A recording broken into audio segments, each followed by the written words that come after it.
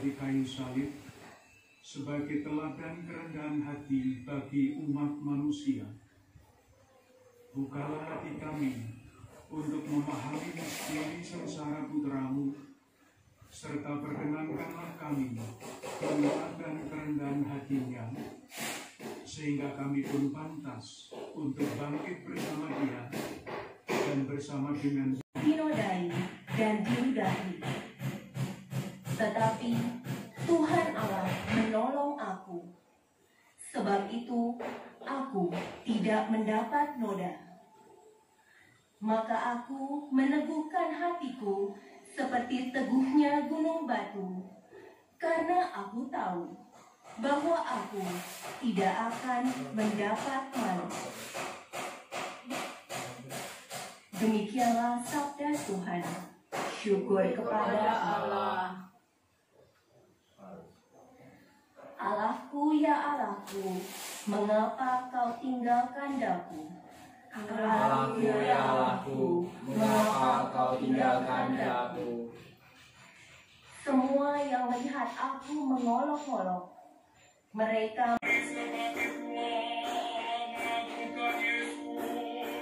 dan menganugerahkan nama yang paling luhur kepadanya.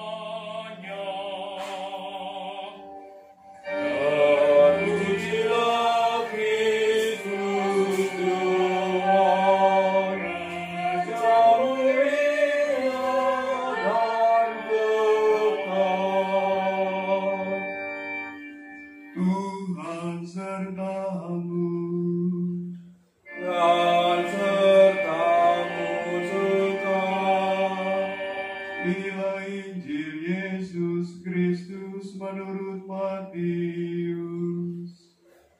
Dimuliakanlah Tuhan. Dalam perjalanan ke Yerusalem, ketika Yesus dan murid-muridnya telah dekat Yerusalem dan tiba di Betfage yang terletak di Bukit Zaitun, Yesus menyuruh 2 orang muridnya dengan pesan, "Pergilah ke desa yang di depanmu itu. Di situ kamu akan segera menemukan seekor keledai betina tertambat dan anaknya ada di dekatnya. Lepaskanlah kedua keledai itu dan bawalah kepadaku. Jika ada orang menegur kamu, katakanlah, Tuhan memerlukannya. Ia akan segera mengembalikannya." Hal itu terjadi supaya digenapi firman yang disampaikan melalui Nabi. "Katakanlah kepada putri Sion, lihat, rajamu datang kepadamu. Ia lemah dengan pengkhianatan Yudas sampai Yesus dimakamkan." Nanti silahkan membaca sendiri kisah sengsara Yesus itu dari Injil Matius bab 26 ayat 14 sampai bab 27 ayat 66. Kisah yang panjang. Satu pertanyaan dapat kita ajukan. Mengapa kisah sengsara Yesus yang kita temukan di dalam Injil-Injil itu begitu panjang? Bukankah biasanya suatu kegagalan, nasib yang tidak baik, itu kalau bisa disembunyikan, tidak diceritakan? Jawabannya sangat menarik untuk kita simak. Salah satu yang bisa dikatakan adalah sejak awal umat Kristiani tidak melihat wafat Yesus sebagai kegagalan, melainkan sebaliknya sebagai wujud dari kisah kasih setia Allah yang tanpa batas. Dan kita semua tahu, bahkan mengalami suatu pengalaman kasih bisa menjadi kisah yang sangat panjang dan sangat detail. Itulah yang kita baca di dalam kisah sengsara Yesus. Itulah pula yang dikatakan oleh Rasul Paulus di dalam suratnya kepada orang Roma. Saya kutip, Sebab tidak mudah seorang mau mati untuk orang benar. Tetapi mungkin untuk orang yang baik ada orang yang berani mati. Tetapi Allah menunjukkan kasih setianya kepada kita oleh karena Kristus telah mati untuk kita ketika kita masih berdosa. Kasih yang terbatas biasanya sederhana, tetapi kasih yang tak terbatas itu luar biasa. Yesus mati ketika kita masih berdosa. Yang kedua, sejak awal orang sudah tidak percaya bahwa Kristus itu sungguh-sungguh mati. Sering dikatakan bahwa yang mati adalah orang lain. Nah, kisah sengsara juga disebarkan, diwartakan, dikisahkan sejak awal sebagai kisah yang panjang dan detail untuk menyatakan bahwa Kristus sungguh mati untuk kita. Karena kalau Kristus sungguh tidak mati atau tidak sungguh-sungguh mati, sia-sialah iman kita. Yang ketiga, murid-murid Yesus sejak awal membaca sengsara dan wafat Yesus untuk mencari makna dari pengalaman mereka sendiri. Sebagai murid-murid Yesus pada awal, sejak awal mereka itu mengalami banyak kesulitan, ditolak, difitnah, dihina karena cara hidup mereka yang berbeda. Menjadi murid Yesus sejak awal bukanlah hal yang mudah. Lebih enak mengikuti arus zaman. Maka murid-murid pertama itu bertanya, nah kalau begini nasib murid-murid Yesus, lalu apa artinya mengikuti Yesus, menapaki jalan hidupnya yang seperti itu? Para murid pertama menemukan makna pengalaman mereka di dalam penderitaan Yesus. Terungkap misalnya di dalam kata-kata seperti ini. Sekarang bersuka cita bahwa aku boleh menderita karena kamu dan menggenapkan di dalam dagingmu apa yang pernah menderita, agar penderitaan Kristus untuk tubuhnya, yaitu jemaat. Yesus berkorban untuk. Rasul Paulus gembira karena boleh berkorban demi pengorbanan yang penuh makna. Dengan demikian, murid-murid Yesus menemukan makna dari pengalaman hidup mereka, termasuk yang tidak menyenangkan. Dengan demikian, saudari-saudaraku yang terkasih, sekurang-kurangnya ada dua pesan utama yang bisa kita petik dari perayaan Minggu Palma ini. Yang pertama, kita diajak untuk mengikuti Yesus dalam perjalanannya masuk ke kota suci Yerusalem, yang adalah jalan kasih. Tidak cukup kita mengeluh-elukannya sedahsyat apapun, tetapi kita tetap berdiri di pinggir jalan, tidak terlibat. Dan yang kedua, kita diajak untuk membaca pengalaman hidup kita dalam terang kasih pengorbanan Kristus yang terwujud di dalam sengsaranya. Pertanyaan terakhir yang perlu kita jawab adalah, manakah jalan kasih yang menuntut pengorbanan yang bermakna ini, khususnya pada zaman kita hidup ini? Jawabannya sederhana, menantang tetapi tidak mudah. Cukuplah kalau pada hari-hari ini kita melihat televisi, mendengarkan radio, membaca koran, lalu kita akan berjumpa dengan sekian banyak saudari-saudara kita yang karena tanggung jawabnya, yang karena kerelaannya mempertaruhkan kesehatan dan hidup mereka untuk bangsa kita, untuk bangsa manusia, menanggapi tantangan kemanusiaan dan tantangan iman yang terwujud di dalam wabah virus Corona 19 ini. Jalan kasih itu terbuka lebar bagi kita semua. Jalan kasih selalu menuntut pengorbanan. Bagi kebanyakan dari kita bisa menunjukkan cara yang sangat sederhana.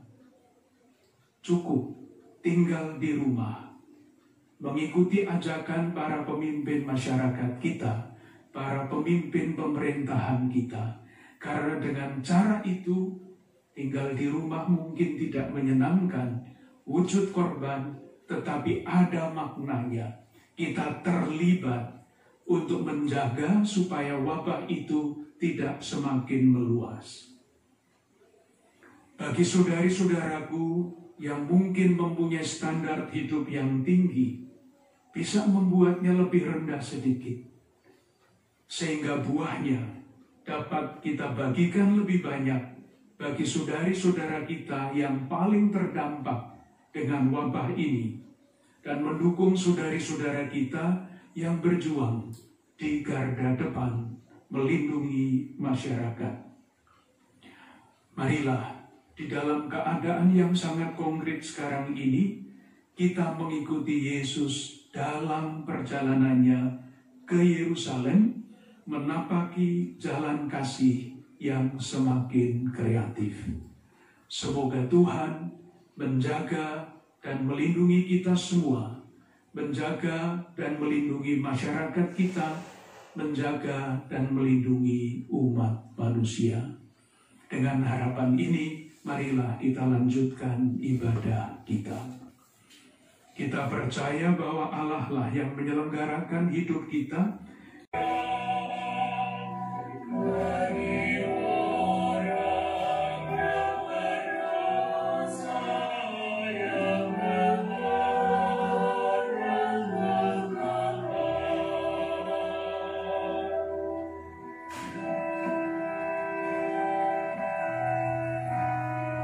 Marilah berdoa.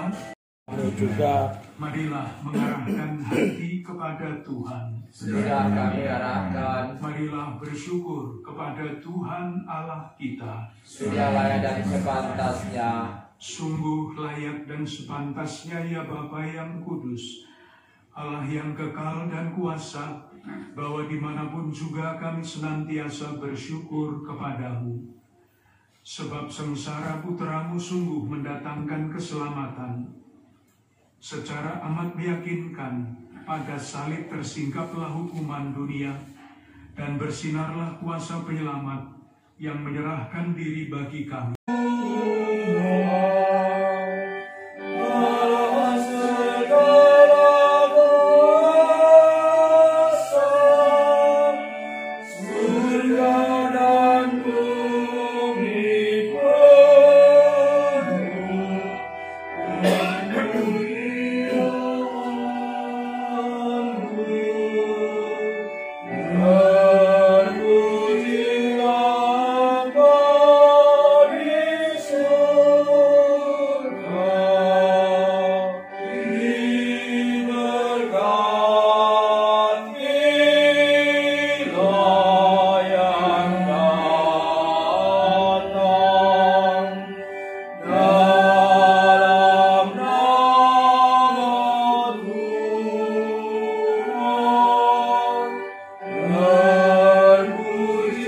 Menjadi tubuh dan darah putramu terkasih, Tuhan kami Yesus Kristus.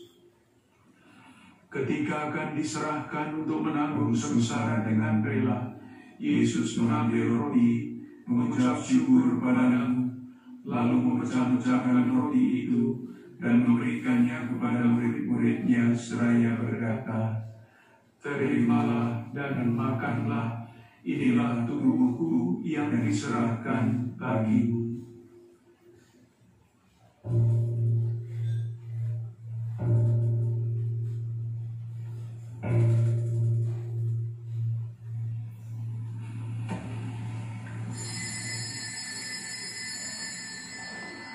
Demikian pula sesudah perjamuan, Yesus mengambil piala. Sekali lagi Ia mengucap syukur kepadamu, lalu memberikan piala itu kepada murid-muridnya seraya berkata, "Terimalah dan minumlah, inilah piala darahku, darah perjanjian baru dan kekal, yang ditumpahkan bagimu dan bagi semua orang demi pengampunan dosa. Lakukanlah ini untuk mengenangkan daku."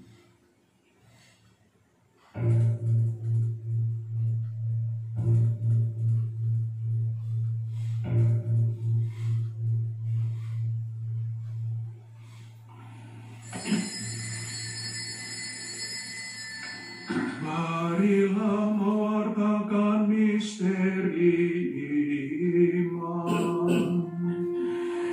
Yesus Tuhan kami, dengan Engkau Tuhan kematian, dengan bangkit Engkau memulihkan kehidupan.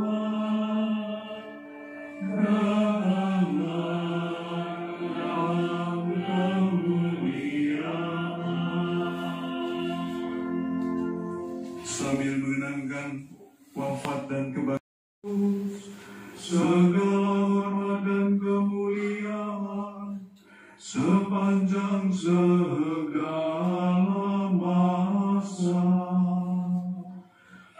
Amin. Amin.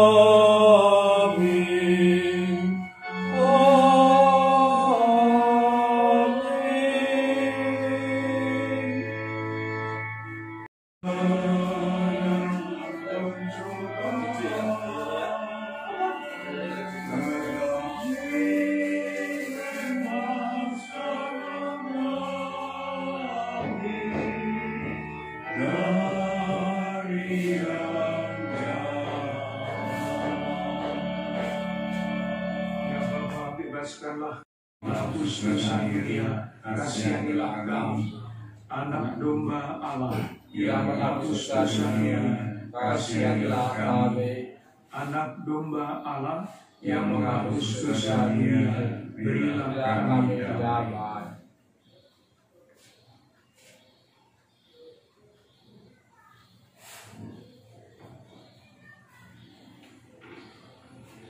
Saudari-saudara terkasih, kecaplah dan lihatlah betapa baiknya Tuhan. Dialah santapan jiwa, daya ilahi yang menjadi kekuatan bagi kita dalam perjalanan iman kita di dunia. Berbahagialah kita semua yang diundang ke perjamuan Tuhan. Ya Tuhan, saya tidak pantas Tuhan datang pada saya, tetapi bersabdalah saja, maka saya akan sembuh. Semoga tubuh Kristus melindungi kita sampai ke hidup yang kekal. Amin.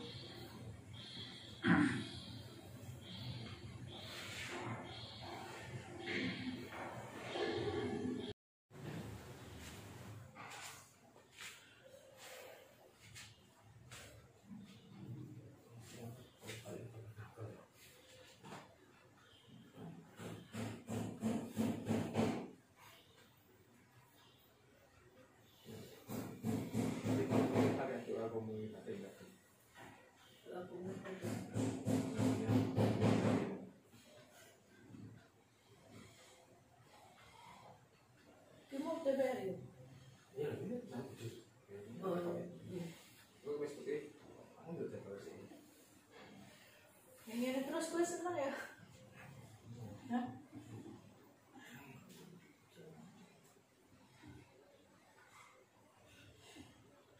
Marilah berdoa. Allah Bapa yang Maha Baik, Kristus datang ke Yerusalem dan disambut sebagai Raja. Berkatilah kami agar dengan gembira menerima putra-Mu dan mau menjadikannya sebagai penuntun hidup kami, yang kami ikuti semakin setia dan tekun di dalam kehidupan kami sehari-hari. Dialah Tuhan dan pengantara kami, yang bersama Diko dan Roh Kudus setia menyertai kami kini dan sepanjang masa. Amin.